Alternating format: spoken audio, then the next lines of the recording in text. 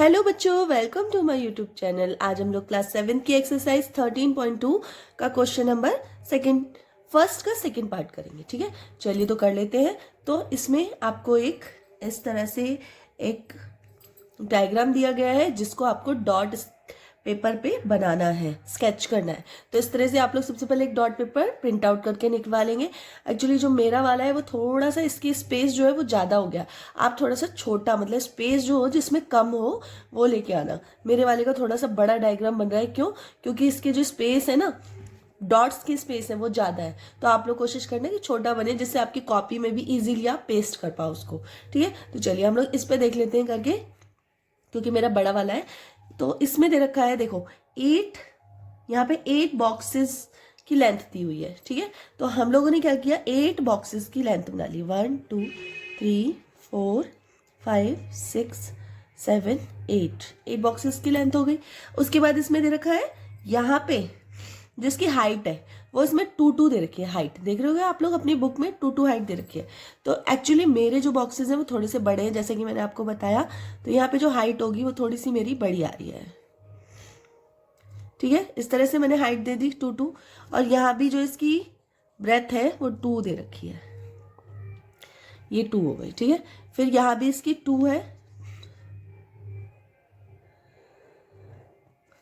ये 2 हो गई। जैसा आपको बुक में दिया हुआ है ना, सेम ऐसे ही बनाना है। यहाँ भी 2 है, देखो, तो मैं यहाँ भी 2 दे रही हूँ। आप चाहे तो स्केल का भी यूज कर सकते हैं जिससे थोड़ी लाइन परफेक्ट बने। यहाँ पे आपका 3 है तो 3 कर देंगे। ठीक है, उसके बाद आपका यहाँ पे 2 है, ये वाला पार्ट 2 है क्योंकि यहाँ पे साइड में 2 दे रखा है। तो यहाँ भी हमारा 2 होगा, यहाँ भी हमारा 2, यहाँ भी 1, ये 3 होगा क्योंकि ये 3 है तो सामने वाला भी 3 हो गया, 3। ठीक है, यहाँ पे हमारा 2, यहाँ भी 2, यहाँ 3 3। ठीक है, अब ये वाली जो लेंथ है इसकी, ये 2 है, क्योंकि जब जो रेक्टेंगल होता है वो हमेशा आमने सामने उसका क्या होता है, अपोजिट साइड जो होती है वो इक्वल होती है। ठीक है, तो अगर रेक्टेंगल है तो अपोजिट साइड इक्वल होंगी, और अगर स्क्वायर है तो चारों साइड एक जैसी होंगी। ठीक है, तो ये वाला 2 है तो ये भी 2 होगा। ठीक है, ये भी 2 है। ठीक है, और ऊपर इसमें आपको स्क्वायर दिया गया है तो ऊपर सारी साइड्स इसकी 2 है। ठीक है, ये वाला भी पार्ट हमारा 1 और 2। तो इस तरह से आपको, इस तरह से डायग्राम आपका कंप्लीट हो जाएगा। ठीक है, चलिए अब इसका सेकंड पार्ट कर लेते हैं, थर्ड पार्ट कर लेते हैं हम लोग। चलिए करते हैं। तो थर्ड वाला जो है इसका, ये हम लोग इसमें डायग्राम बनाएंगे। तो सबसे पहले इसमें क्या दिखाया गया है कि आपको एक इस तरह से एक चेयर टाइप में दिख रही होगी। ठीक है, इस तरह से इसका जो ये वाला पार्ट है ये एक बॉक्स में कवर है। तो ये 1 हो गया, ये भी 1 है, ये 1 है, ये 1 है। तो ये पूरा स्क्वायर टाइप में दिया हुआ है। फिर उसके बाद ये आपको 2, ये 2 बॉक्सेस कवर कर रहा है और ये 1 बॉक्स कवर कर रहा है ना।